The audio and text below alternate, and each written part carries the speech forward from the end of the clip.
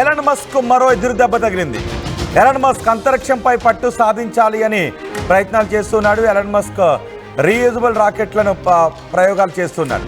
Starship ప్రయోగం మరోసారి విఫలమైంది. గతంలో ఇలాంటివి 2 ప్రయోగాలు చేశారు. 2 ప్రయోగాలు కూడా విఫలమయ్యాయి. కానీ గతం కంటే ఈసారి కొంచెం మెరుగైన ఫలితాలను సాధించారు. కానీ 3వసారి కూడా విఫలమైంది. నిజానికి అంతరిక్షంలోకి వెళ్ళిన తర్వాత ఆ స్టార్షిప్ డోర్స్ తెరుచుకోకపోవడంతో అది ఫెయిల్ అయిందని తెలుస్తుంది. అంతరిక్షంలోకి వెళ్ళిన తర్వాత ఆ స్టార్షిప్ పేలిపోవడంతో హిందూ మహాసముద్రంలో పడిపోయింది అని స్పేస్ ఎక్స్ వర్గాలు చెబుతూ ఉన్నాయి. స్టార్షిప్ ప్రయోగం మరోసారి విఫలమైంది.